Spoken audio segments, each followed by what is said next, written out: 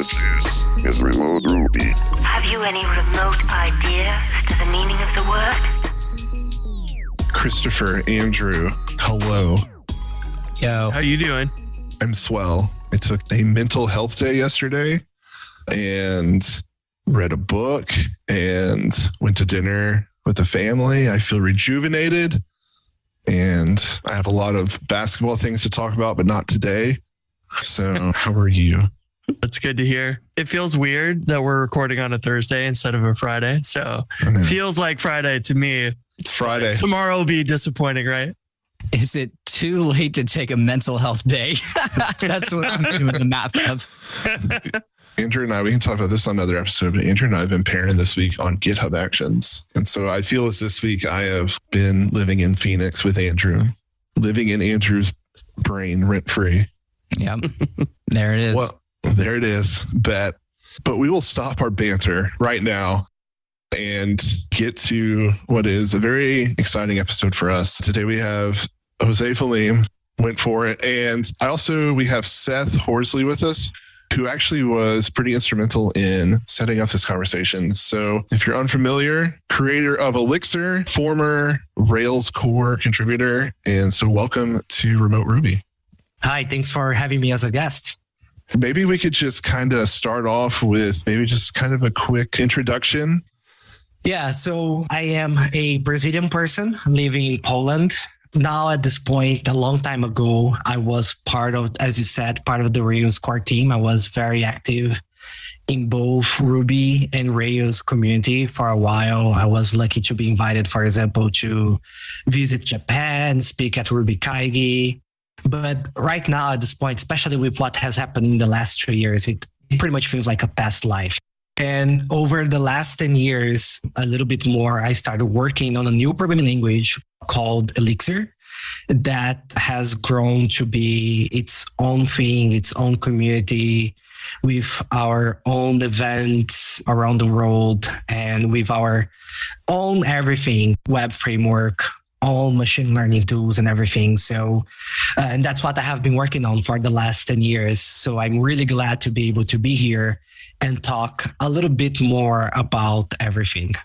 That's fantastic. And Seth, too, I want to give you an opportunity to maybe introduce yourself and how you found yourself on a Ruby podcast with the creator of Elixir. Thanks for having me, by the way. I went down to New Orleans probably about a month ago to the big Elixir conference. And it's kind of a spastic move. Like a week or two before that, a buddy of mine who learned Rails, he's like, let's go down.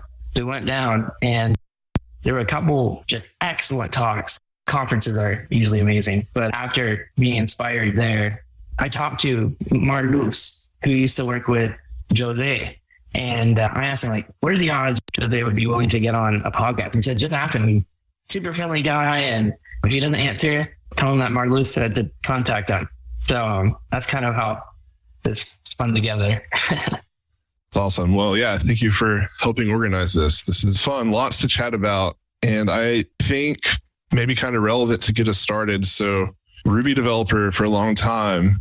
I think my first introduction to you may have been Devise, actually. If I'm not mistaken, you were pretty core piece in all of that to get started. So how maybe did you get started in Ruby and progress into being a Rails core team member?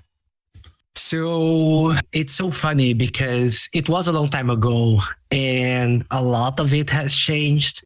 So just to put things into perspective, when I started, GitHub wasn't a thing yet, for example. So I'm just saying this because not to call myself old, but because like a lot of the things that are particular to my story, I'm pretty sure they're no longer relevant today because so much change in terms of what it is to collaborate around software. But to make like a long story short, due to Friends University, I was put with Rails and I started to learn it. And I've always been the type of person who likes to go in deeper and try to understand how things work, how things connected. So I was always looking inside the code. Slowly, I've made my contributions. Here, a small patch here and there to Rails, made like my first packages. So I think it's pretty much not used at this point, but I think the first big package I made that got a lot of views was inherited resources. And I have like deprecated it a long time ago, but I think somebody undeprecated, I don't remember. And then what was happening at the time, this was 2008, 2009, it was like the Rails tree rewrite. And one of the big things about the Rails tree was that it wanted to be like agnostic in terms of like, well, if you want to bring a different ORM or if you wanted to bring a different test framework, which was a very big discussion at the time because of our spec, you should be able to do those things. And there was a Google Storm of Code, and I submitted a proposal to write, I don't know if it's used today, probably it is, the infrastructure for pluggable generators that would be part of Rails 3. They accepted that proposal. And then again, because it was before GitHub or around GitHub, I did not have like direct contact with the team. So Google Storm of Code was my opportunity to have a direct contact with the Rails core team. And then I've made friends. I was, during a long period of time, really close to Yehuda Katz as well, which is also an alumni member of the team. And then I was getting familiar with everybody. I was getting more issues, opportunities to contribute under my plate. And eventually I was invited to be part of the Rails core team. That's a very like cool natural progression. Just like kept doing work and all of a sudden making friends and on the core team. I love that. So Platforma Tech was a very like influential company in the Rails Ruby space, and you worked for them, correct? Yes, I was one of the founders of Platforma Tech. Yeah, so I was more than working. Yes. Yeah, I think at some point we had 3 Rails core team members at Platforma Tech because it was Carlos Antonio, Rafael França, and myself. One of the reasons why they joined us was exactly because we had a name in open source, and I was also working there. So I hope they were excited to be working with me too at the time. But Rafael, for example, I'm sure that he has surpassed me in terms of contributions to both Rails and Ruby. So that's pretty nice.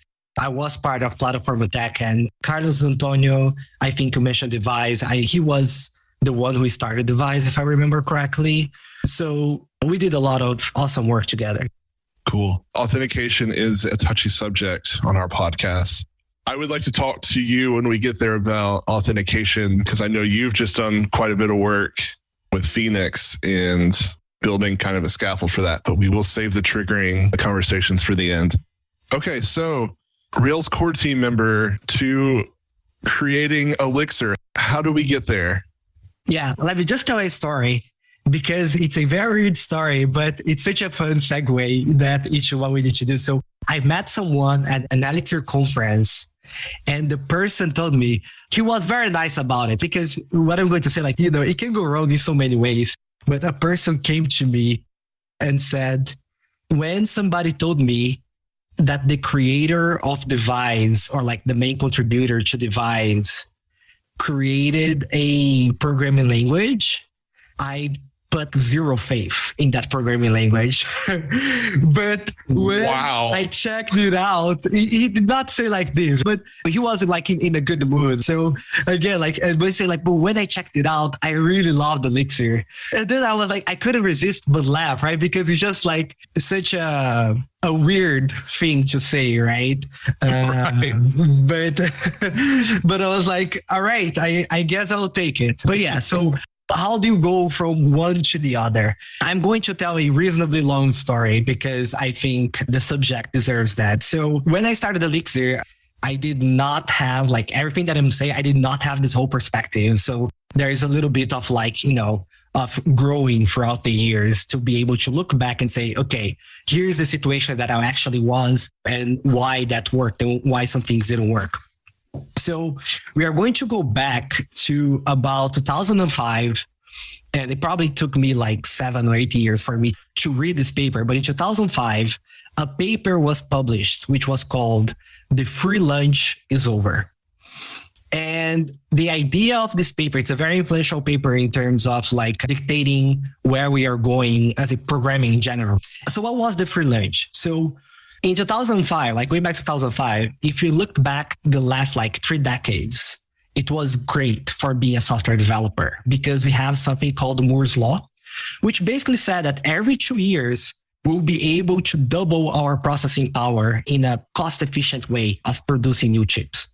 And what that means that every 2 years, you'll be able to go get a new computer and that thing would be twice faster.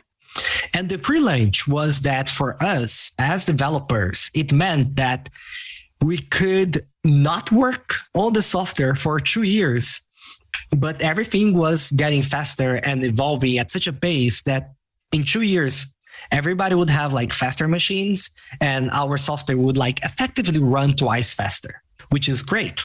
Great time for being a developer, right? You could do nothing in 2 years. You can kind of say, hey, everything is faster now. And everybody would get that perception.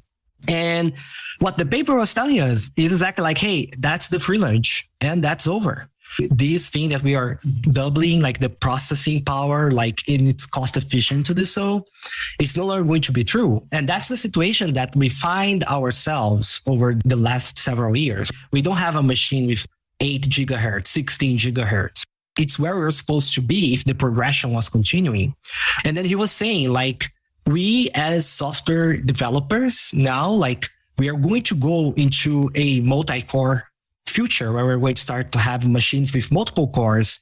And again, that's the reality we have today. Like I like to say, like you get an Apple Watch, for example, like your watch has 4 cores.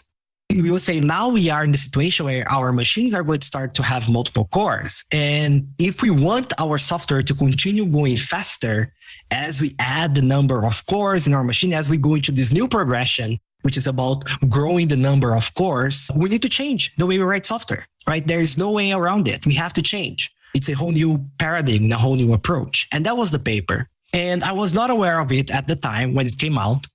When I first started hearing about multi-core and concurrency was within the Rails community.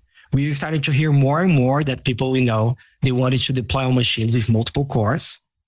And I think the first time that really caught my attention was, I think it was like Rails 2.2. So it was like a long time ago. And in that release, one of the big features was that Rails was thread safe. So let's break this down a little bit. What it means for Rails to be thread safe. In a programming language like Ruby, in most programming languages, actually, one of the ways that if you have a machine with more than 1 core, one of the ways that you can use multiple cores within the same program, the same software, is that you start threads. So you're going to have multiple threads and then some can run in 1 core and other threads can run in other core. And what that meant was that if you deploy a Rails application on something with multiple cores, you can now use threads, and that's going to be safe. And today, I like to joke about the word thread safe because like safety is like the lowest guarantee possible that you can give in software.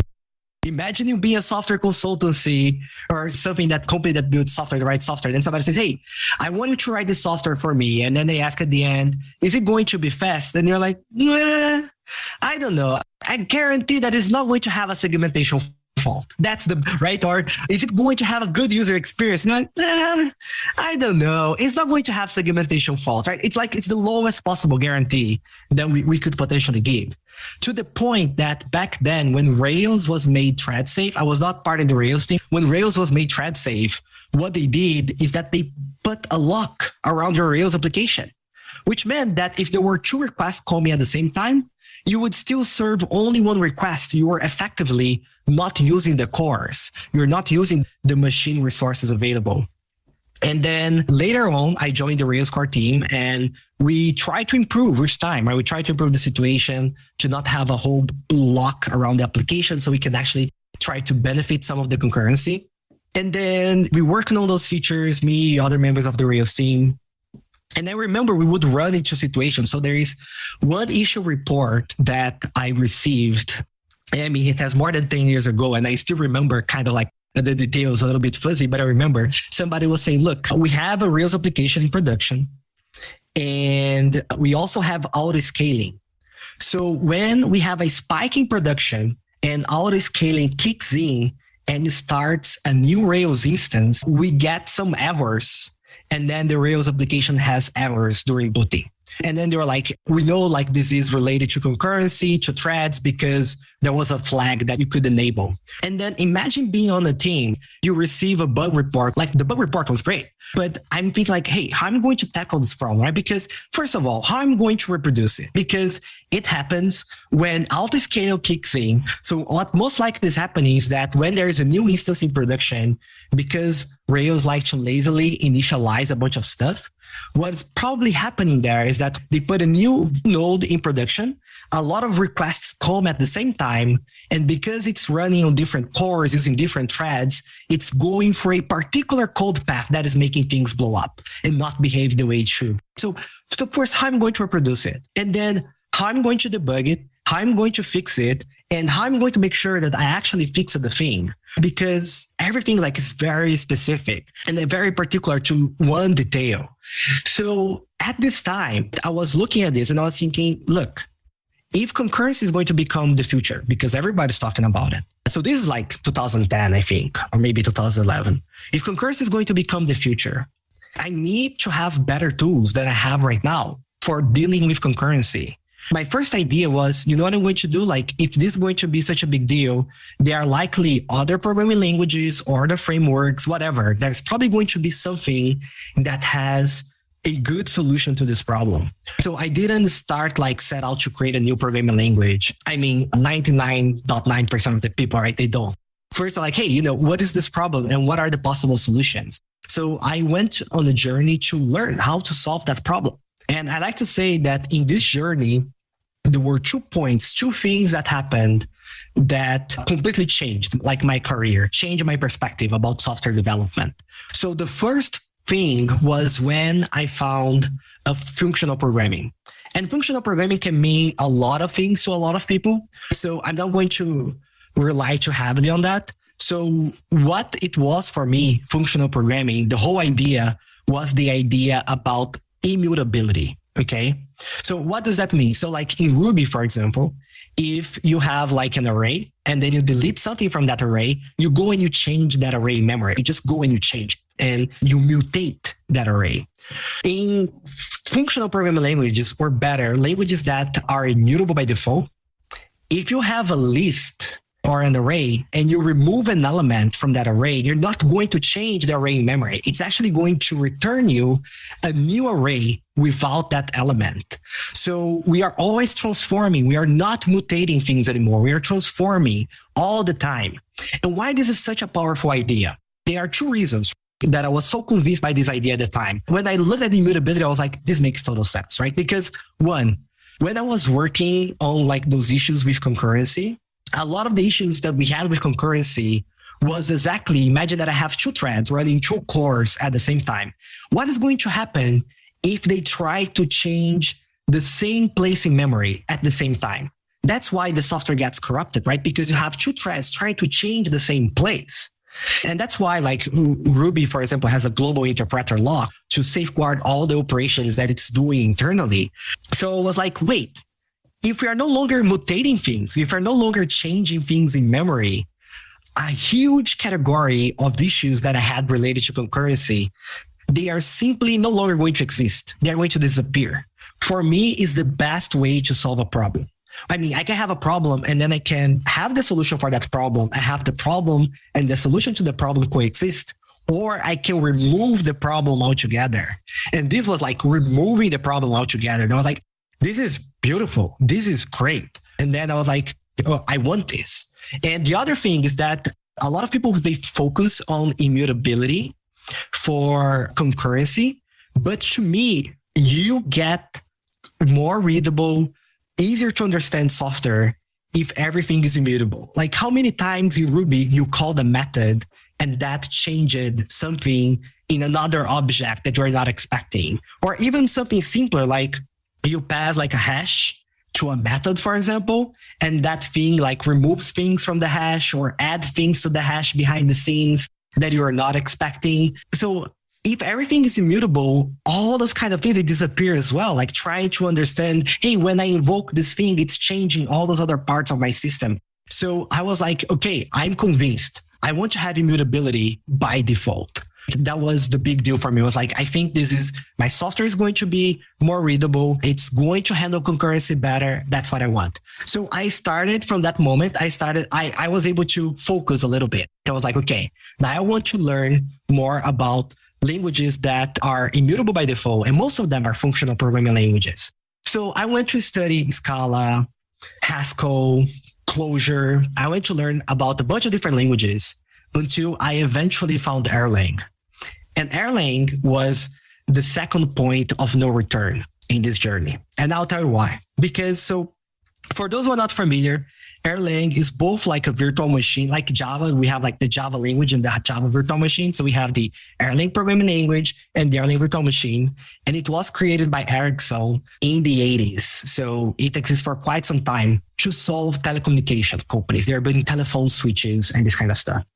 And the thing about that is like, if we go back, so this is like 2010, 2011, if we go back 10 years and you see at all the languages that were appearing at the time, Elixir included, all of them, they were talking about concurrency, right? So you look at Go, you look at Swift, F#, Clojure, they all had a concurrency story. They're all prepared like for this concurrency future that I was talking about. But here's the question, like, okay, imagine that we get a programming language that is great for concurrency, that regardless if I have like 4 cores on my machine or 32 or 64, it can use all the cores on my machine efficiently. What happens when one machine is still not enough for you to do everything that you want to do? Like you cannot do everything on one machine. You need to add another machine. And now you need to have 2 machines or 3 machines or 4 machines working together towards a common goal. So what we have when you have like those machines connected together and communicating, you have a distributed system, right? You want the machines to communicate with each other. And that's the problem that Erlang solved. And not only they solved that problem, they solved it like 3 decades ago. And the design is so interesting because the way that Erlang solved it is that they think like concurrency is the special case where everything is running, is a special case of distribution, is when everything just happens to be running on a single machine. So I looked at that and I was like, you know what? Everybody's trying to solve concurrency. Everybody's saying, hey, here's my answer for concurrency. And we have this platform that exists for like 30 years that not only solved concurrency, but they solved the next thing. They saw like the next problem that everybody's going to have. And I fell immediately in love. When I look at that, I was like, whatever I do, like the next software that I write, I want to run on this environment. And then you mix this with other stories that were coming at the time. So WhatsApp, it's possibly, Erlang has like absurd use cases, like more than 50% of all like 3G and above 3G traffic in Europe is going through Erlang machines. So it's a massive scale that this thing is operating. And then we have like WhatsApp that is built on top of Erlang as well. And WhatsApp, they have like more than 1 billion users. In a day in WhatsApp, you have more messages than the whole SMS system.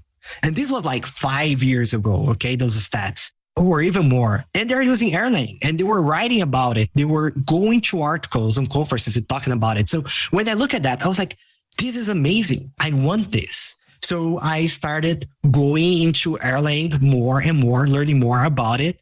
And I say that I loved everything I saw, but I really missed the things that it didn't have. Like there were some things that I thought was really important for me as a software developer or somebody who has worked on a framework for me to create abstractions that I felt it was missing. And that eventually led me to create the Elixir programming language. And the whole reason why Elixir exists, it's because of the Erlang virtual machine. It's for me to be able and to leverage all of the power that the Erlang virtual machine has to offer. So that's a pretty amazing journey and really fascinating to hear how Elixir came about, like through the progression, because I think it's easy as like people from the sidelines to be like, oh, you just wanted to create a programming language and you did, and it's amazing. But like, there's a lot of history and context here that is really important. And the choice to use Erlang has always been really fascinating. And so like, I didn't hear about Erlang until I heard about Elixir. Then now all of a sudden I'm installing Erlang on my computer. So yeah, that's really fascinating. So once you've kind of got a foundation, like an idea of Elixir, what's kind of the story like around putting it into the world? And we can talk about maybe some of the features that have grown in it, but I'm also curious about like the adoption. How's the reception, things like that? Yeah. So one of the things that I've learned as part of being the Rails core team, sometimes developers, they don't like this word, but it was a lot about marketing. And not like the silly marketing, but the realization that somebody can build like the perfect programming language, which doesn't exist, but somebody could create it. And if they don't tell anybody about it, if they don't go to events, if they don't write about it, nobody's going to use it. That's the state of thing. There was some period that I was like prototyping and I was not like confident that Elixir would ever be a thing. But from the moment where I realized like, hey, actually there's something in here. And it was clear to me that I need to talk about it. I need to go to events. So I set up like personal milestones like, hey, I want to go to an event and give like the first presentation about Elixir and get people to know about it and incentivize the community. And there is something that we have also done throughout those 10 years is that we also have to focus a lot on the getting started experience. A lot. And there's something also that lessons that also I probably got from Rails. And there were other languages at the time doing this really well as well. Like Go, they always had that notion of Go being like a unified tooling via the command line. Because you think about it, what we are asking people now is like, hey, this is a functional programming language, which they probably have never used one before. And you can use this for writing like concurrent and distributed software. It's like so many question marks in there. And if we don't worry about like the user experience, like when you hear about Elixir, for example, in this podcast and you want to try it out, we want to make sure that you are going to try it out and you're going to get victories, small victories out of it, get feedback, get something running. So this was very important in this journey of getting Elixir to grow and getting Elixir to be adopted more and more. Would you consider yourself like a web developer before you got into writing Elixir? We know you from the Rails community, and I'm kind of curious, how much of a struggle was that to go from writing Ruby all the time to actually writing a programming language, which I would assume is a lot more complicated and a lot more other things to worry about there, but maybe not. I'd love to hear your answer. I was definitely a web developer. And we can talk about this later, but I was like a falling out of love web developer. Are we talking about being old, right? But the first thing I did with programming was a website for the band I had at university. And at the time, it was like I did in Macromedia Flash, which is pretty much dead today. And Macromedia was acquired since then. So I started with web, and then I did a little bit of PHP with MySQL before eventually getting down to Ruby. In like the last 20 years of web development, like so much has changed. And a lot of it was like complexity that we acquired.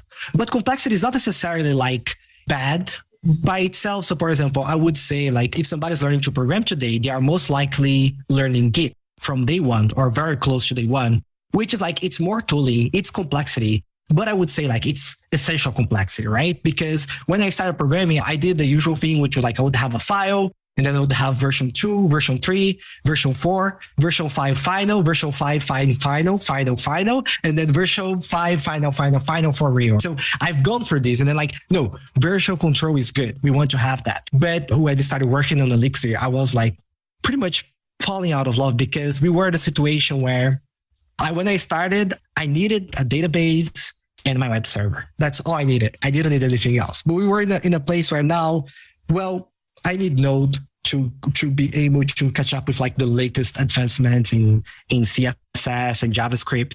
Or if I want to do any kind of thing that is like interactive, I most likely need to bring Redis or something to manage. So, like I started to see like that thing that for me was so simple. And now I wanted to get started in a project. I had to install so many things on my machine to get that installed, to the point that today we have like Docker running on our machine to automate all the many things that we have to install.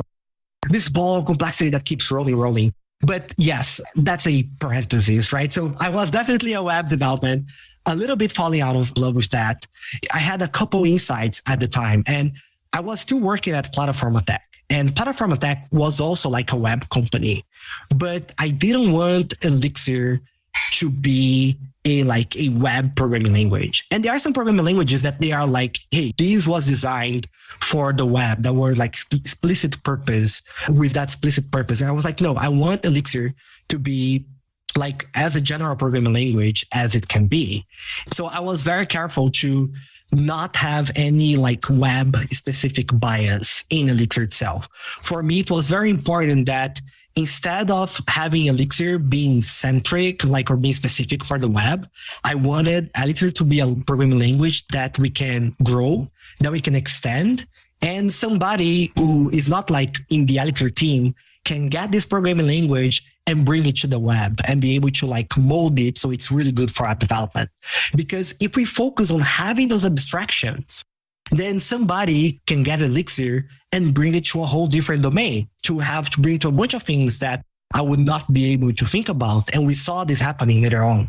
So I was really careful about it, especially because we run on Erlang, the Erlang virtual machine. It means that we are also already, by default, we are good at like building distributed applications, for example. So I wanted to be sure that we would not like break our Erlang heritage, and then we could grow to new domains and new areas. So there was a lot of effort into that direction, but also, as you said, a lot of learning, because I don't have a computer science background. So if you're building a programming language, there are like things that are common to compilers that today I'm very familiar with like lexers, tokenizers, grammars that I had to learn. I always joke that I've bought like the Dragon book, which is a book with the dragon on the cover, like classic computer science book about compilers. But I've read like until like page 50 or something like that, because I would start reading and then because like I need to learn those concepts. And then I would learn something. I was like, oh, that's the answer I needed. I would get very excited and I would go and work on the thing that I wanted to work. But definitely a bunch of learning there. Hi, my name is Andrew Mason, and I'd like to tell you about Honeybadger. Whether USEast 1 is down or you forget to add a configuration file, everyone has an outage from time to time. When your next outage occurs, transparency is critical. The difference between a minor annoyance that people soon forget and a fiasco that creates sustained resentment is how you communicate. That's why you need Honeybadger. Honeybadger is a crucial component of your incident response plan with their uptime monitoring service that now has an exciting new feature, public status pages. Create a new status page with custom domains, branding, and more. Don't let Twitter be the only way your users can find out if your app's down. Sign up for Honeybadger to improve your incident response with a shiny new status page that you'll be proud to show users. Visit honeybadger.io and start giving your users a better experience today. Let them know that Remote Ruby and specifically Andrew Mason sent you. I'm really curious, like how long do you think it took you to get from starting Elixir to where you were like, this is stuff that people are running in production and you feel confident in it?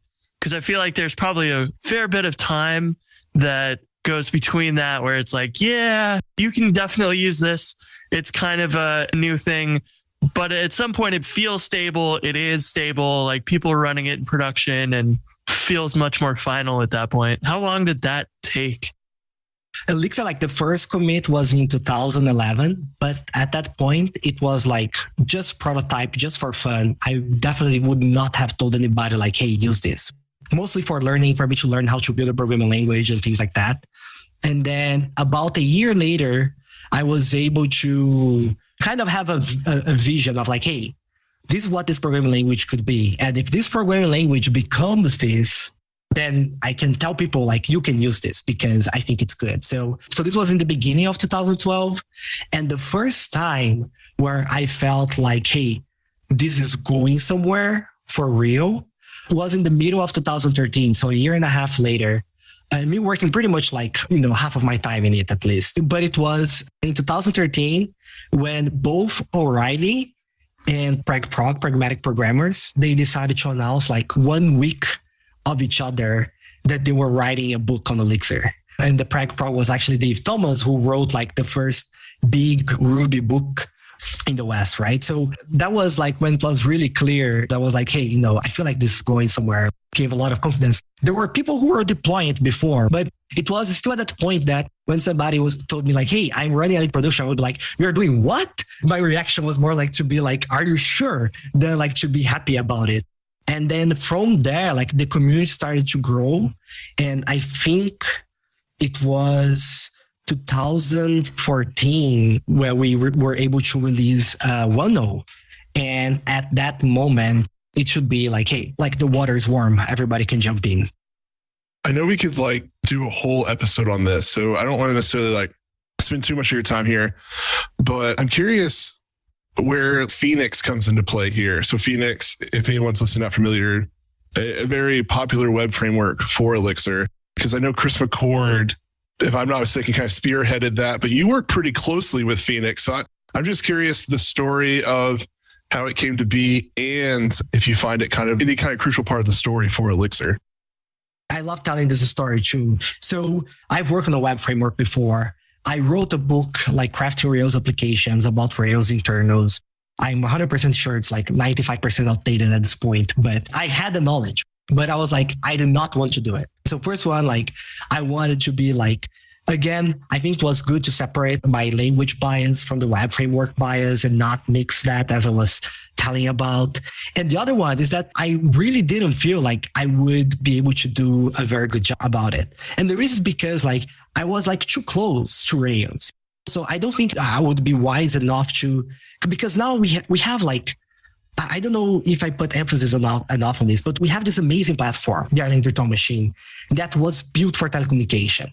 And web applications, it's telecommunications, like reading things from a socket and writing things to a socket. And we were hearing about WhatsApp. So for example, WhatsApp, they were running Erlang in production, and they would write how they were able to get like 2 million devices, so like 2 million phones connected to a single machine, one machine only. So, I was looking at those things and I was like, there is a big opportunity here. And I am too close to the problem. I'm not wise enough to look at these and see what are the opportunities, the actual opportunities that are lying here. At the time, there were other frameworks popping out, and a lot of them felt like Rails in Elixir. And I don't think this is necessarily bad. But for me, I really felt like there is something big here. There is a big opportunity for us to rethink how web development should look like. And somebody's going to see it at some point. And that person was Chris McCord. It's actually interesting because he was trying to write a real-time application in Rails. Again, this is like 2013. So he went through all the pain points of like event machine, getting threads to work, stumbling on the global interpreter lock, keeping connections alive, all those things. I don't know what is the status today, but he ran into all these problems. And he was not able to use it to build like the real-time platform that he wanted. And then he heard about Elixir and he heard all those amazing things about Erlang. And then he was like, I feel like I can do it in this platform. So his first proof of concept, so when he started like Phoenix, the web framework, he did not start with models. He did not start with fields, right? He did not start with controllers. The first thing that he did was Phoenix channels, which is bidirectional, like an open communication channel between the client and the server. The client, in this case, at the time was still like writing JavaScript, but the server that you have your channel code, Elixir code. And that was like his first prototype, his first proof of concept that he did.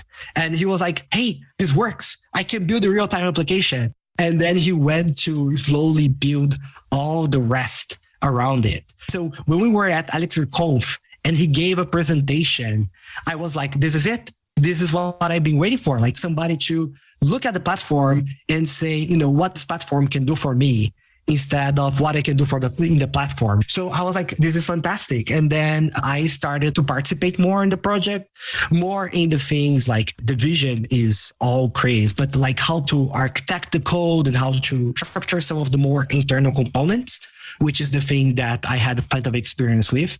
So yeah, I contributed a lot, but the vision is 100% Chris. Oh, and just to finish this story about how amazing this is.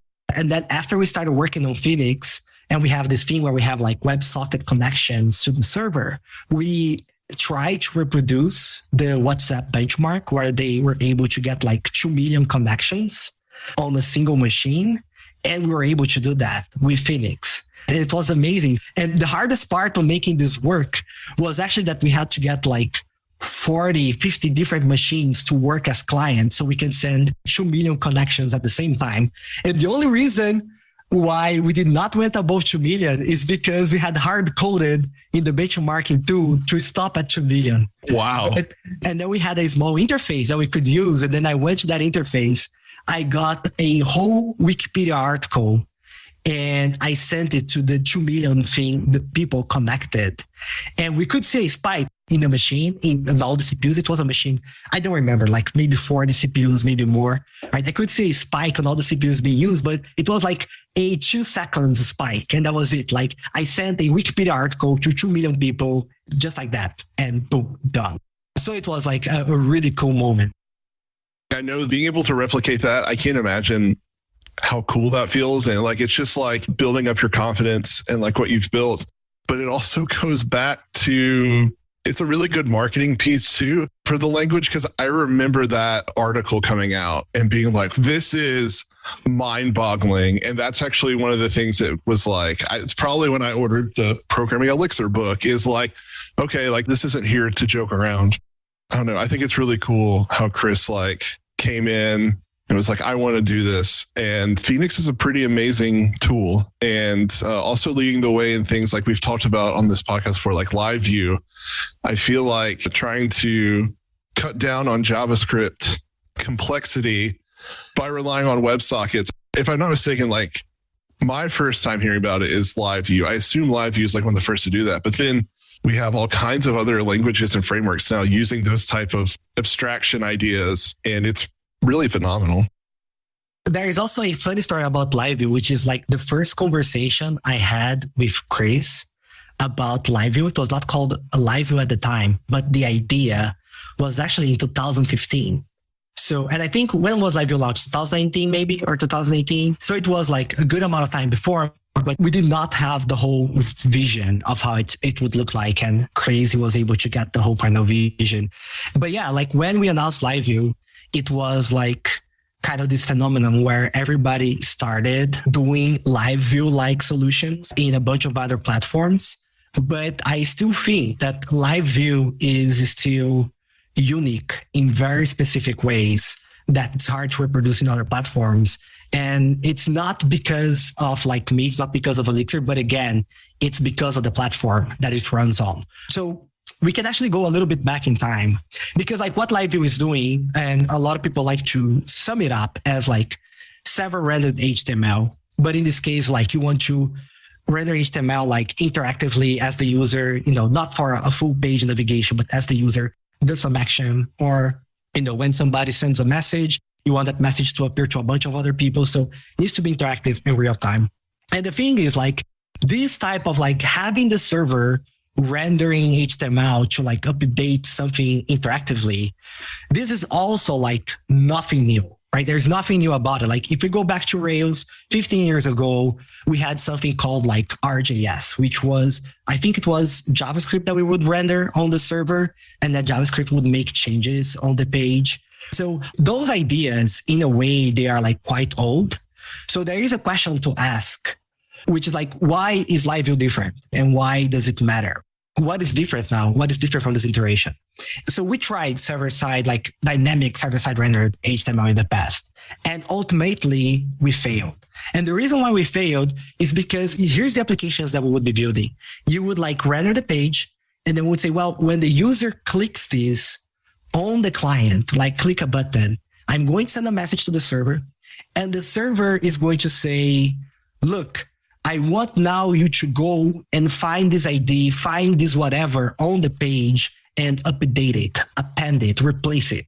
So it's a very fragmented model where you have all those pieces kind of like poorly connected because one is on the client, the other is on the server. Like, hey, when I click a button, it's going to go to the server, and the server is going to generate like a patch instruction, like go and change this on the page. And this is problematic because, you know, maybe somebody goes and changes the ID, or maybe somebody changes the placement on the page, or maybe somebody changes how that element is first rendered, but they forget to check how the updates that you want to send over the wire are rendered. So it's a very fragile model. And that's why we tried this so many times on the server and why it always failed. Because as the application grows, it's very hard to maintain this. And it's also even hard to test because, you are testing patches, right? How are you going to test that the patch that is coming from the server, how are you going to test that automatically? You need to go and test by hand. And then, imagine you have a page, how that page is going to look like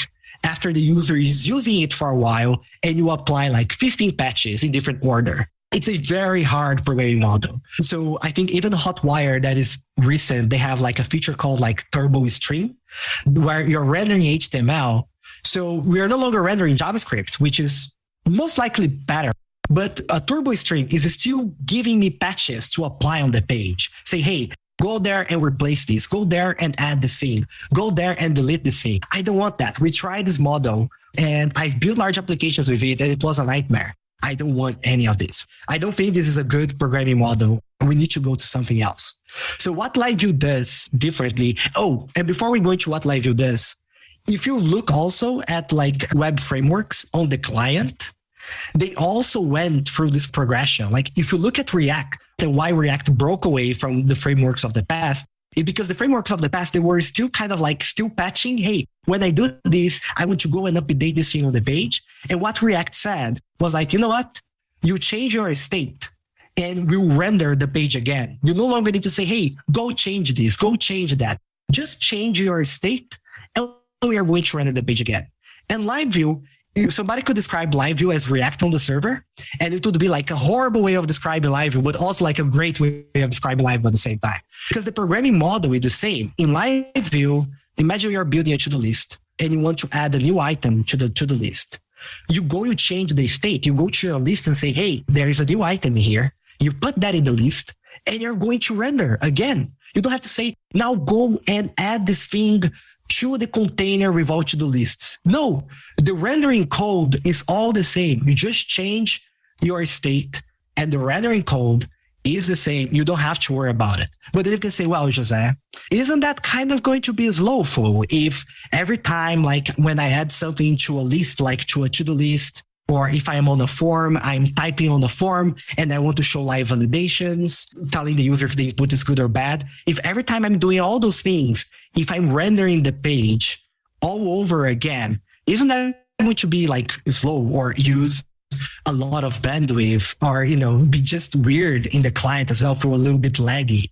And yes, you are correct. If you think that would be slow, that could potentially, if you have a form with 15 fields and they're sending everything all the time, yeah, that can potentially get pretty slow, or not pretty slow, but it's going to be noticeable in terms of the user experience, that it's not the experience they're going for, like the messages they're going to arrive late. So what LiveView does, so this is the other difference, is that we have the declarative model, but what LiveView does is, because it keeps a stateful connection, again, the WebSocket connection that you were talking about between the client and the server, LiveView actually knows, it understands your template, and it actually knows what the client has already seen. So when you add a new item to the to-do list, LiveView can figure out and say, hey, I can see that you already rendered 3 other to-do lists. So I want you to render just another thing just like that, but the values of this to-do list, like the to-do list name, in its place instead. So what we do is that we are actually sending the patches that I was telling about. We're like say, hey, go change this on the page, except that you, the developer, you don't have to write it. The framework is figuring all of that for you. And there are a bunch of like LiveView-like solutions where they have the declarative model, but they are doing full page updates. And you can notice that they're doing full page updates because the user experience is not as good. So I feel like there are other like solutions, but I feel like LiveView, it's the main solution that allows you to both be declarative, which is the superior like developer experience, because you're no longer saying, hey, go and change this place on the page. You're not asking the developer to do that. So it gives like this superior programming model, but it also gives the superior user experience because it can actually send just minimal diffs on over the wire and say, hey, just go and change this place. It gives you the best of both worlds. So, and that was something like that we always have been like very, very excited about LiveView. it can give you both. So the kind of applications that you can build, we keep telling people like, don't use like LiveView to build games because it should not be used for building games. If people keep building games and the experience, like people deploy a game in the United States, I can play here from Poland with the latency, and the experience is great because exactly when you get the declarative model and it's stateful and we can send like minimal patches over the wire, it allows you to give the next step in building like interactive real-time applications driven from the server. There's just one last example because I got way excited about this. But just to give you an idea of how cool this is, somebody was building a Trello clone in LiveView. And in Trello, like you have the cards and you can reorder the cards. And what they did is that when they reordered the cards, they went to see the payload over the wire or what was going to send. So when we ordered the card, instead of like, it did not send the whole page. It did not even send the whole column that you are reordering. It did not even send the contents of the card. It just said something like, hey, here are the new IDs that you should flip the content around so you get the proper order. So literally like just sending a list of IDs with the new instruction, like with the new order that you want. And that's it. And the developer did not have to hard code those instructions. Imagine if you are a Trello developer and if you want to build like a single page application, you would have to go on the client, implement the resorting logic, go on the backend, implement the endpoint that is going to sort and return a new order for you. So you can do like this very optimized flow. And here we don't have to do any of that. You just say, hey, you just sorted the list again. And we would render the page again and would figure out, oh, you already have all those cards. Cool. Just flip the order and it's all done for you. So I absolutely love like this combination of being like declarative and stateful because the kind of things you can build with it sometimes like is just bananas. That is super cool. What happens if two users were to sort at the same time? Is it able to like handle that for you, or do you have to implement some logic for that? Or now we're talking about distributed systems, and there are like many solutions that you can take here. So I'm going to give you a solution which most people would do. And then I'm going to talk about the really cool solution. Okay. So what most people would do is that in this case, so the LiveView is per user, right? And again, it all goes back to the platform because if you say, hey, we want to keep a stateful connection between the client and the server, but that's only going to work if you have a platform that can stand like hundreds of thousands of people connected at the same time. So if you have two users, each user is going to be connected to their own LiveView. And then when one reorder, you are probably going to write to the database and you're going to send a message to everybody who is watching that page saying, hey, we have a new order now. Or you can send a new order again. It's up to you if you want to say, hey, you have to go to the database and get the new order, or if you just want to send a new order. But you're going to broadcast those changes. And also what's really cool, again, about the platform, about the Erlang virtual machine is that you don't need to bring like external tools for that. You don't need to bring Redis. You don't need to bring any cable because again, remember like the Erlang platform was designed for building like distributed applications, machines that can communicate with each other. So we just communicate all the machines, we just connect the machines with each other and they exchange the information. So what we do is that we would say, hey, okay, I'm going to write to the database, the new order, and I'm going to send the message. So in your case, when two things like they change at the same time, one of the writes, somebody is going to be first, somebody is going to be later. The later is going to be the one that is going to be in the database. And that's likely what is going to be reflected at the end. But one of the things that it's important to notice is that this issue where we have to say like, hey, now I have two users trying to order the same thing at the same time. And what is the result that you're going to have? This is not specific to LiveView at all. All Trello-like applications, they are going to have this issue. But I love that when we are talking about LiveView and thinking about how things are going to happen live, it automatically puts us in this mindset where we can ask the proper questions.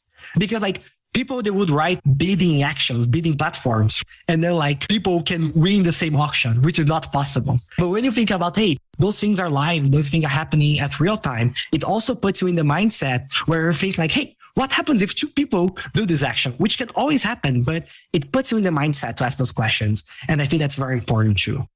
So that was the canonical answer, right? We are going to write in the database.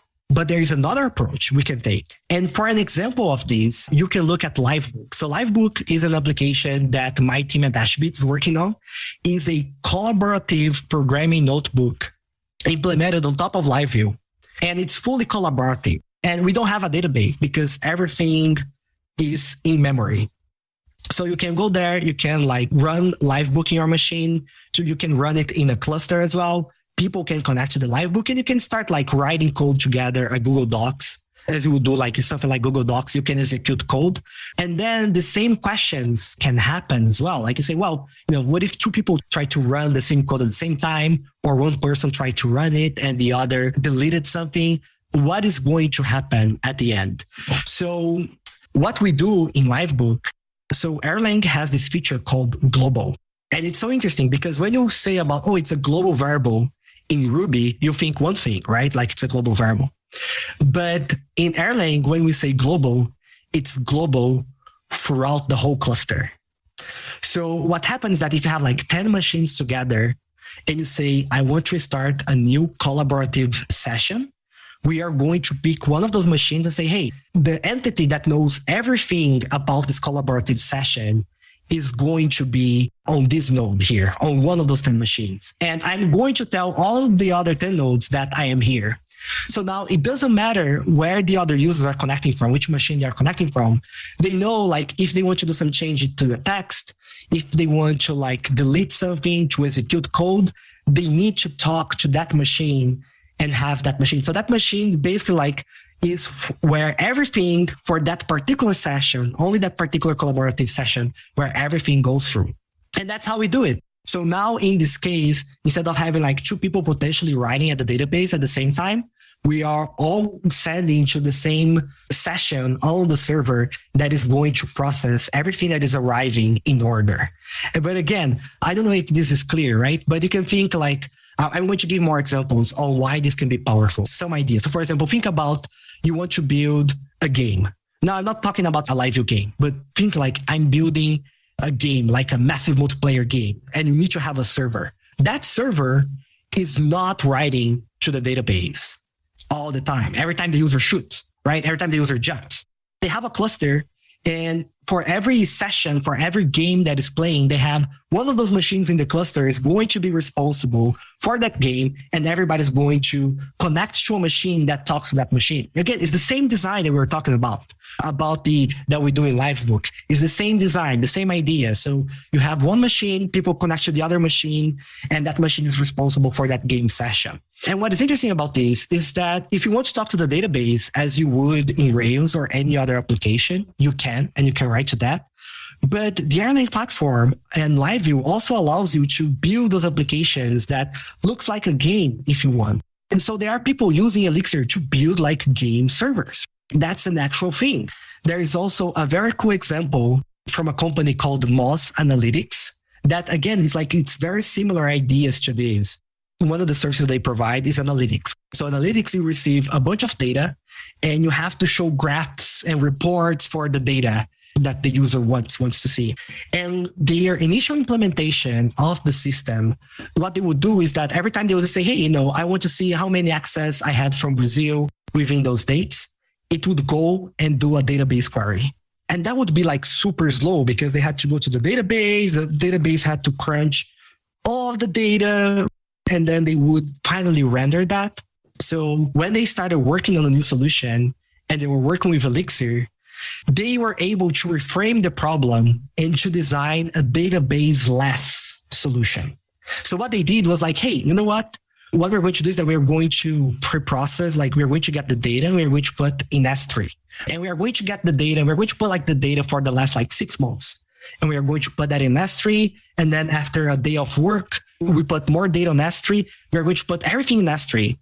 And now when the user joins the application, the analytics application, instead of going and querying the database all the time for every iteration, because we have like those live sessions that can be running for minutes, for hours, like a game session or like a LiveView collaborative session, what they did is that they would get the whole data from S3, load it to memory, and have the user interact with it. So now when the user say, hey, I want to like extend the range, they would like receive the request because the data now is loaded on the server and we have a direct WebSocket connection to that server. And now they would say, hey, I want to see this frame. They would just go and they would like change a filter. Like in Ruby, you would do like dot filter. They would say, oh, okay, let me just traverse the data now. They completely remove the latency of going to the database for all the operations. They just have to load the data once. And now as the user is using it, everything is immediate.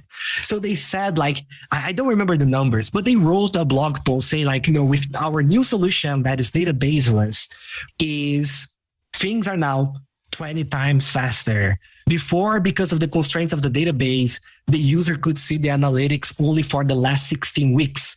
And now the user can see the analytics for the last 6 months. So again, it's like the fact that it's fine for the platform, like to be stateful and have like things connected all the time and exchanging information and working with the data all in memory without having to go to the database, it opens up the possible solutions that you as a developer, you as an engineer, you have available to you. And when you have that, sometimes you can like completely rethink the solution to the problem and deliver something that is like much better for the user.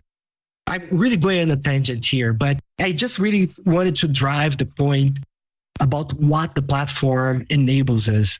And there are many examples of how these possibilities we can use in different places. It can be in a Trello-like application. It can be on something collaborative like LiveView. It can be on analytics. It can be on a game. Or you cannot use any of that at all and just go and talk to the database. So I have sometimes people like, they tell me like they're a little bit worried because they are using Elixir and they're not using the advanced features. They feel like, oh, because I'm using Elixir now, everything like I'm never going to touch a database again. And they're like, no, it's totally fine. You can still totally use the database.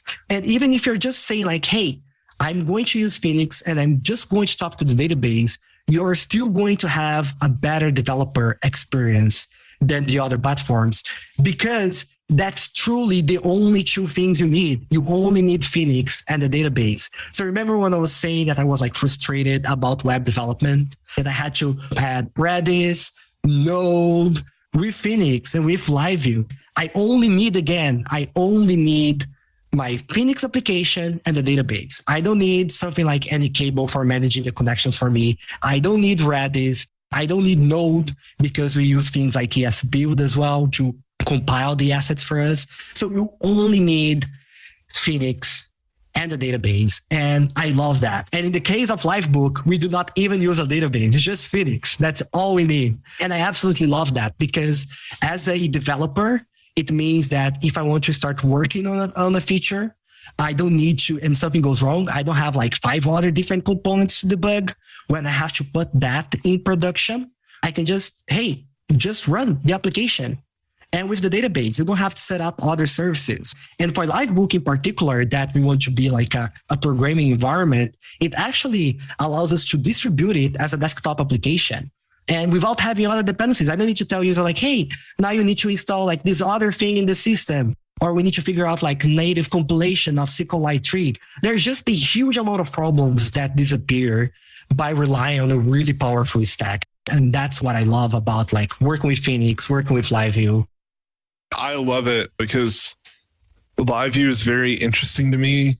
One night, sat on my couch and just read Hacker News comments where Chris McCord was in there talking about how LiveView works. I was trying to like get as much context as I could because it's so magical to me. Something you said just now triggered a thought in my mind because often when I hear developers talking about different languages and say something like, yeah, I'm interested in Elixir or using Phoenix. Typically, I guess my context would be Rails developers. I hear this kind of differentiator like, oh, well, if you're building something that needs really good concurrency, use Elixir. Otherwise, just use Ruby. But something you said just now was using Elixir and Phoenix is just a great developer experience. Do you mind maybe just kind of touching more on that a little bit about like, what are the good cases outside of concurrency for using Elixir? I really like this question because I think this is like kind of a cop-out if I'm going to be very honest about it, because it's a way for you like to compartmentalize why you don't need something. You say, oh, I'm just going to need that if I need this, and it's very easy for it to compartmentalize and say, okay, that's why I don't need it. So I think Elixir is going to, and it depends on the scope, but we can explore multiple of them. So I think like Elixir, first of all, it's going to be great for productivity. We can even start at the mechanical level. So I like to say, look, sometimes people would come to me and say, look, our test suite is very slow before Elixir. And then I would think like, hey, how many cores do you have on your machine? And they would say 4. And how many cores are you using when you're running your tests? And then they would like look at me and I was like, 1? And I'm like, yeah, there is a chance you can make your test suite 4 times faster and you're not using that chance. But that's because in a lot of the platforms, the tooling is not there. And today I say like, if I use any tool in my computer and I'm waiting on that tool to finish and that tool is not using all cores in my machine, I get pissed. I'm serious. I feel like I'm being disrespected because I'm like, hey, you can make things faster. You can make me wait less. So why are you not doing it for me? Like that's your job as a tool, is to respect my time. So I think like even the mechanical level, because in Elixir, everything is centered around concurrency. It's the opposite. Instead of like just part of the tooling being concurrent, like most of the tooling is concurrent out of the box. So even like from that mechanical perspective, it's already great from the productivity experience. We also talk about immutability. And I know that not everybody is going to agree with me, but I feel that software that has like immutability principles by default is going to lead to more readable software that is easier to maintain. So that's another plus in my book for Elixir and the other functional programming language too. Like this is not specific to Elixir. So yeah, you're going to be more productive in the long tail because I really believe you're going to write like easier to maintain software. And Elixir brought that culture from Ruby where it focuses on the developer experience, on the developer happiness. So sure, when you're going to compare with something like Ruby or even bigger like Python and JavaScript, you're going to feel like, hey, there is a package that is missing for this. But everything else, we totally compensate for it, like about the user experience, about the quality of the tooling and how easy it is to learn that. And it goes all the way, right? So it's not only about like writing the code and having the toolings be productive, but it's also about the development experience. It's about writing maintainable code. And when it gets to put into production, what we were talking about, again, like if you're building a Phoenix application, you only need Phoenix and a database. It's a bunch of like operational complexity that you no longer have to worry about. Like every time you onboard somebody to the project and it say, hey, you need to install this and this and this, or you need to have Docker to run all those things. And then when something fails, good luck figuring out which of our 5 component fails. You don't have any of that. So yeah, I don't agree. Like Elixir is only for like the cases where you need like concurrency or need something to really go faster. I really think it can simplify your stack throughout. But I also want to be clear that it also doesn't necessarily mean like just go everybody and change to Elixir tomorrow. I think like from a technological point of view, we're really good. I'm really confident. But for the adoption of every technology, whatever technology, in the company, right? Like if you're a solo developer, it's like, go for it, try it out, have fun.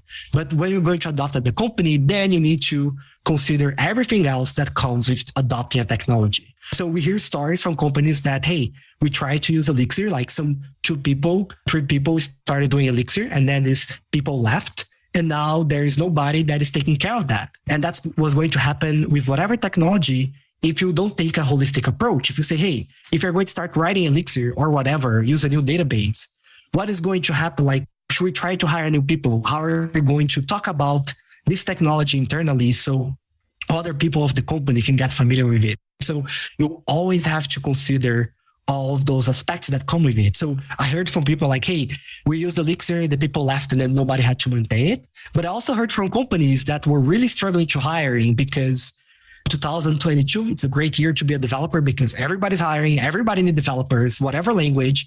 And they said that they were having trouble to hire in their previous stack. But when they said that they were doing Elixir, it actually solved their hiring pipeline because they wanted to come just to be able to develop something with Elixir. So they're like, hey, we are going to be working with Ruby and Elixir or JavaScript and Elixir. And that was actually a differential for them. I expect that everybody who is listening to me know that I am obviously biased, right? Even though I try to not be super biased, but I'm obviously biased. But yeah, I think like technologically, we are super sound. And I think you're really going to get like great productivity and great development experience by using Elixir, Phoenix, LiveView. It's going to simplify our stack. It's going to simplify our application. And I hope you really enjoy it. Yeah, that's awesome. Are there any rough edges of Elixir that you're still wanting to put some polish on and stuff? That's a great question. I think it was the same Elixir conference that LiveView was announced. Maybe it was 2018. So this is 4 years ago. You would hear that a common problem with Elixir was deployment. People wanted clear instructions to deploy Elixir because Elixir, we have something where I don't think we have this in Ruby, but in Elixir, we have something where you can get your application, all of the dependencies, including like the Erlang VM itself, and put into a zip file. So you can put that in production. So you don't need to have like Elixir installed on the machine. Everything is in one place. So people wanted to have that. And that's something that we worked and we solved that particular problem. So it's no longer a problem that exists in the community. And the reason I'm bringing this up is because one of the things is that even though Elixir grew a lot, but it's not like super big, is that this communication channel between like the Elixir team and the community is still pretty much open, still pretty much accessible. So we can still be like a lot in tune with what the community needs and what they feels need to be improved. One of the things that I hear a lot of people saying, and I agree that we need to improve, is the junior developer experience. Because I can come here and I can talk about Elixir for people who have experience with web development, 3-4 years of experience. And a lot of these resonate. A lot of the pains say like, hey, we're solving this pain. We are solving this pain about complexity. Like it's simpler to deploy, simpler to operationalize. It's concurrent, so you had better tooling. It resonates to senior developers. And our materials, they are also targeted at somebody who have like programming experience. We do have like a few materials for people who are like just start with programming. Ruby has a lot of these, for example, through boot camps like JavaScript and Python, right? But we don't have stuff like, I've never programmed before and I want to start programming now and I want to start with Elixir. So that's something that we need to work as a community. And it needs to be all areas, right? It needs to be, we need to have more materials. But not only that, we also need to convince companies that they should also be looking for a junior Elixir developer. So we need to take care of this whole pipeline. So I think that would be like one of the main things that we need to polish. And I know it's not a language level thing, but it's pretty much an ecosystem community kind of need, and that we have been focusing on in the last year or so and working on these materials. And again, going along with the funny stories, it's very interesting because my brother is learning how to program and he started with JavaScript.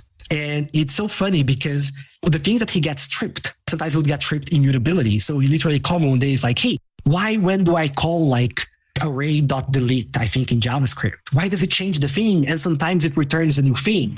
And that was getting him confused. And then I was just thinking like, I know, right? Why people are doing that? And then the other thing he got tripped was returns in JavaScript that in Ruby we don't have. The return is implicit, which is great in Ruby, and the return is implicit in Elixir as well. It's like, why does it want me to return? Like he was asking me like, why does it just always return for me? And then I'm like, I know, right? So it has been really fun. And one of the things that I think the Ruby community, I don't know if we still hear a lot today, but part of the Elixir syntax was inspired by Ruby, which is something that is, when you look at it, you can see some similarities. And one of the things that sometimes I would hear back from in Ruby is that people would say like the syntax is a little bit foreign. And people could say the same thing about Elixir. And what has been like very interesting in seeing my brother learning how to program is that he never asked me a syntax question about JavaScript. I don't know why, it can be many things, but my theory is that he can solve the syntax questions himself. And I think my theory is that most of the syntax issues that he runs into, he gets the feedback early and then he can Google about it and he can solve it himself. But when it's something more about the semantics, or conceptual, sometimes you need another person to be there and help him through the process. But it's actually not true. There was one syntax question that he asked, which is not an issue that would happen in Ruby, nor in Elixir, is that in JavaScript, you have like the parentheses are optional, but I'm doing like optional between air quotes because in JavaScript, when you don't have the parentheses, if you're calling a null function, a function that doesn't receive any argument, if you don't add the parentheses, it returns a reference to that function. So he was also tripped by that. Like sometimes he could have the parentheses, sometimes he could not. And that's not a problem that would happen with Ruby as well, because with or without the parentheses, the behavior is the same the huge majority of the times. So anyway, so it has been like really interesting to see somebody learning with, especially now that we are thinking like, how can we improve the learning experience for Elixir? But yes, answering more directly, that's definitely one of our big focuses is like, how can we make it the onboarding experience for like junior developers or people with like no experience or like 6 months of development experience in their belt? How can we improve that? Yeah, that's really nice because I think in general, that is always the barrier to growing the community as a whole because you need more newcomers all the time. So it's really good to focus on that. And it's awesome that you are thinking about the language as a whole with the community and everything about it, the education and all of that. We've talked a million times about Laravel having a really good, they support their screencasters and all these products around it and stuff. And it just makes for a really good community that's attracting a lot of people. And I think it sounds like you're on the same path there as well. Yeah, I really like you brought up Laravel because I also think that exactly that. They are a great example of trying to be like all encompassing and trying to onboard everybody on everything, right? On all the different angles and throughout all the way. So you spend a lot of time, I assume to be a lot of time, because you have quite a few commits in Devise. And one of my, I'll just call it a hill I'll die on, is that I really want authentication in Rails baked in to the point where we've talked about that with the framework founder on this podcast. That is pretty recent for Phoenix, a recent topic, because if I'm not mistaken, you recently yourself explored this and came up with an option for people to quickly scaffold authentication in Phoenix. And I would be kind of curious just to hear your thoughts on supporting authentication in a web application. So the thing about authentication is that even though we want to try to say like, hey, I want somebody else to solve that problem for me, at the end of the day, it is part of your business logic. It's part of your application needs, and your application is going to be the one that knows about it. So there is no way around that. And when you look at Devise, we try to give you everything, but still make it customizable. And so you can tailor it to your needs and everything that you need. And the issue with that is that, one, we have way too many options. And how those options, they interplay with each other, it can be like very confusing ways. And then part of the options is like using inheritance to customize how our controller works. And that generates like sometimes of weird coupling because now there's a new device version and that may change something that controller that we were expecting to happen in some very specific order. So I feel like Devise is trying to solve everything. It was great to see like what works and what didn't work.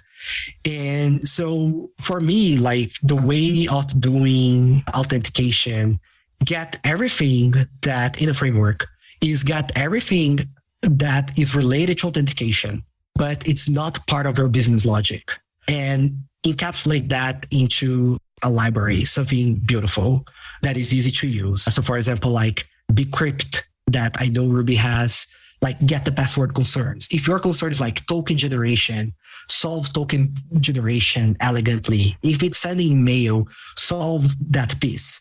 So everything that is left around authentication, everything that is left around it is what is part of our business logic. But then there's the question, how are we going to provide that to the user? So the realization I had with Phoenix, and today's part of Phoenix, is that the best we can do is to generate that into the user application. And because we have shrunk like we have encapsulated everything around that. The amount of code that we have to generate is not a lot. So we're going to generate that code to the application, what is very security centric.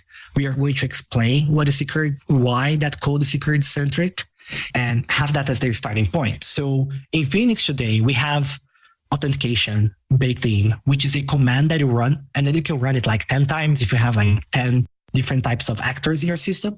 But it's a command that you run that is going to generate some controllers for you, what we call context in Phoenix, which is basically the model layer. Not the model as we think in Rails, but the model layer as a whole. And the functions for you to interact with that. And what is really essential, because the other thing about authentication is there are security concerns, right? And we want to make sure that we solve those things properly. But more importantly, we want to make sure that the user is not going to mess with it, because now it's in the user application. The user is not going to mess with that in a way that is unsafe and add a vulnerability to their code. So it's about encapsulating that as much as we can and giving the code to the user and say, hey, this is what you need to get started. If all you want is to get a project up and running in 2 days because you have to do a proof of concept for somebody, it's definitely going to get you there. But in the long term, you're going to have to evolve it. Because I don't know about here on the show, what is your experience with Devise? What are your feelings? And maybe I don't want to know either. But what I've heard a lot of people saying though, like Devise was great for us to start. But a year later on, I just wished so much that I could yank all of it and just let me do the changes to the code. I heard this so many times and I agree. And the idea we took with the generators was maybe it's our approach to have the cake and eat it too. It's like, well, maybe we are going to keep it minimal, generate a starting point to the user, and that's it. So people say, hey, what about like two-factor authentication? What about this? Like, no, we're not going to add that. The good thing about having the generator as well is because it also adds like the starting point. So if somebody wants to write an article on like how to do two-factor authentication, they have the common scaffold structure that we can say, hey, run this, and now do those changes and teach people. So that was my thoughts on authentication, 10 years after Devise. And maybe in 5 years, we'll be like collecting the lessons of what went wrong with this approach. But if you ask me today, like if you're going to ask completely unrelated to Elixir or Ruby, what is the approach you should take for authentication? I would say this is the approach you should take. I absolutely loved that because I would say I'm pretty pro Devise, similar to the experience people have shared with you before. It just feels at times like it is doing a lot. And so I really appreciate you answering that and sharing just because of your history with it. Like you said, like 10 years of working around authentication, because my concern so much, like I'm lazy. I will give you that. But it's not so much about like I want somebody else to do it all for me. I just worry about what do I not know about authentication? What kind of holes am I going to dig myself into where I could be vulnerable? And so I think the approach with the generator and keeping the secret things tucked away, or if they need to be exposed, explaining it is so fascinating. So I appreciate your thoughts on that. We had Raphael on the show a few weeks ago, and we asked him our question of, can we have authentication in Rails? And he described his idea of what he thought would be the best way to do it. And it's almost identical to what you just described, as in having generators that scaffold out things. It's not built into the library. It's provided to you, and then you can build on top of it. So now I'm really curious if he came up with that idea on his own or if he saw what y'all were doing. Yeah, that would be a fun chat to have. I was going to say, like, the thing about Devise is that it's very easy for people to like fall in love with it after you run it and they're like, oh, it gave me all the same. But I think the issue is that a lot of people like fall out of love with it in the long term. And I think that's part of the struggle there. What are you working on lately? Is there anything new and exciting happening? So just to tie it up, we talked a lot of things about Elixir. And I think it's kind of natural that we focus a lot on web because we have like this shared background with us. But one of the things, like I was telling the story and how I didn't want like Elixir to be tied for the web. I always felt it was kind of like one of my responsibilities to try to incentivize like people to get Elixir out there and use it for different kind of stuff. And also like myself try to bring like Elixir to whole new domains and whole new areas. One example, like sometimes people ask me like, what surprised you the most about Elixir? And my answer is always nerves. But by the way, I'm not answering your question yet. I'll get there. So Nerves is a framework for building like high-end embedded applications, like something that would run on a Raspberry Pi, BeagleBone back. So like they are like fantastic applications of Elixir being used for that. So like FarmBot is one that I recommend everybody to check out, which is literally like a robot that takes care of a small farm, and it's programmed in Elixir, and it talks to the server that is running Elixir as well. So it's a very interesting way. Like some people will talk about like, oh, JavaScript running on the client on the server. And then when you go to embedded, there are people choosing to use Elixir for embedded because you can use Elixir for the embedded part, controlling the robots and the server as well. So there are a bunch of cool Nerves examples. We can link to the Nerves framework.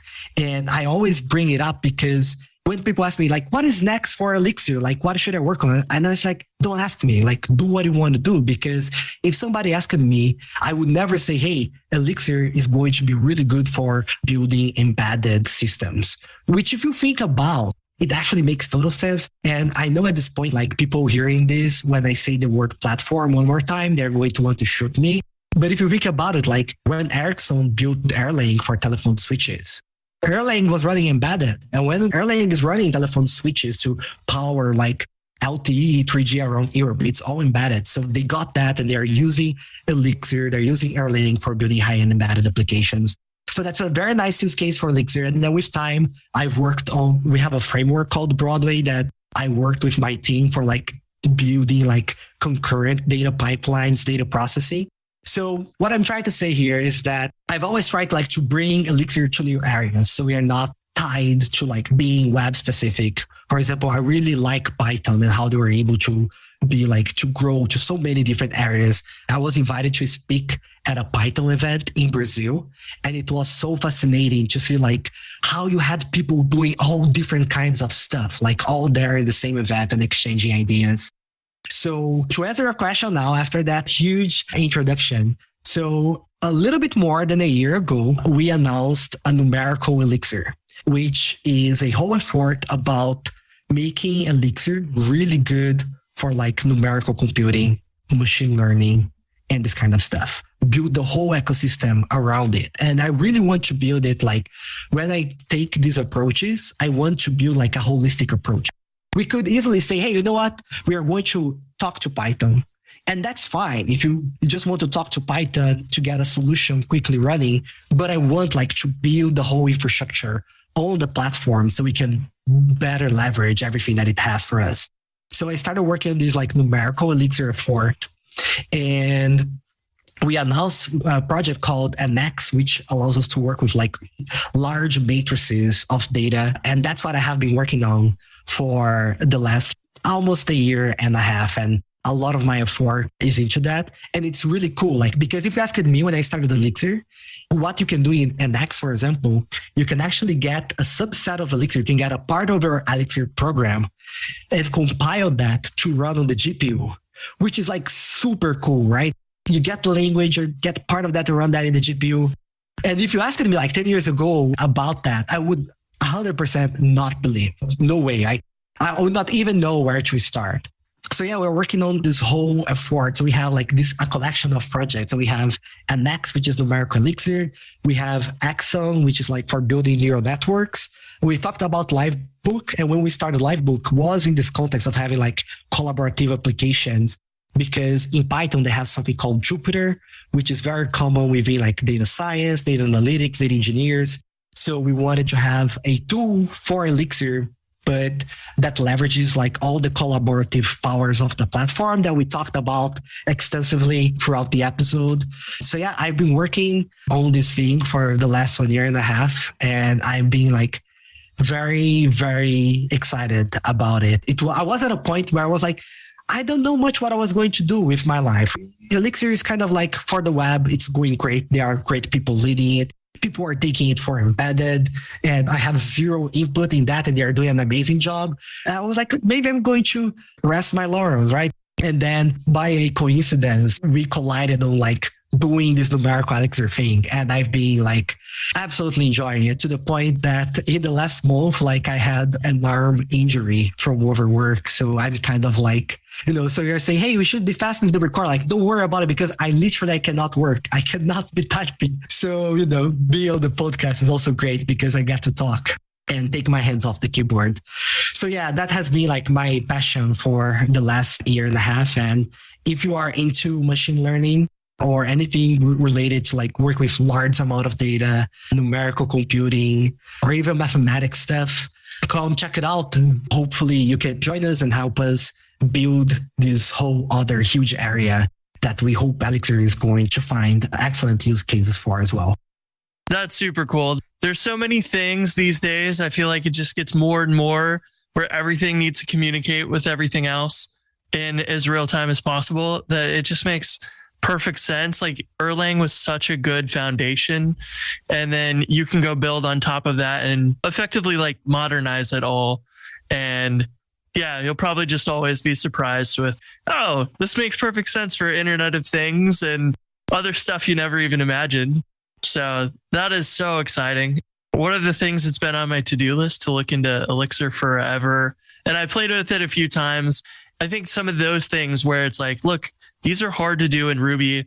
I know Andrew Kane's been doing a ton of work on machine learning stuff for Ruby because that's one of the things that Python's very popular for. Ruby is not. It's just cool to see all this stuff happening because that's going to become a staple of, for a long time, you were building web apps and they're pretty standard CRUD, but now you pretty much have to build something that updates things in real time, no matter what you're building. And you're going to end up using machine learning. We will always end up making more and more complex applications. So it's awesome to have tools and things that just make that easier for you to go build the business products and things and not have to worry so much about like all the underlying technology. It just really brings it up a layer of abstraction, which is awesome. So huge thanks for all the work that you're doing. And I feel like it's pushing everybody forward, which is awesome. I feel like there's like 50 more topics I want to talk about, but I want to give you an opportunity to share anything you want to share, links people can find you on the internet, any cool projects, things like that. You can find me as José Valim pretty much everywhere. I am usually not much on social networks at all.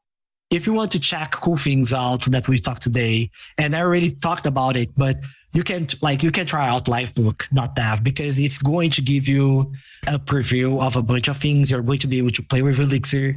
You're going to see like how a LiveView application can actually like look in practice and how it can be made collaborative, and it can really look like, a state-of-the-art single-page application, but with the minimum amount of JavaScript necessary. And just to close everything up, I talked about like one of our challenges of like how we want to onboard more people into Elixir. And I think Livebook, I hope it's going to play a very big role in that, because if you have an environment that you can install as a desktop application and that gets you to run Elixir in your browser, and then you can type things, you can try out, you can connect to the database. Maybe you can run like some image classification examples. Maybe you can do like all those crazy things that should be able for her to do with Elixir in the future. And you have this immediate feedback. I think it can really be like a great tool. And that's why we have been working on Livebook. We have been like very excited about it. At my company, we have like 3 people working on Livebook right now because it can be one of a great differentiator and help Elixir continue growing in all kinds of ways, to new people, to new domains, and so on. That's awesome. Thank you so much for having me. Yeah, thank you so much for joining us. This is a blast.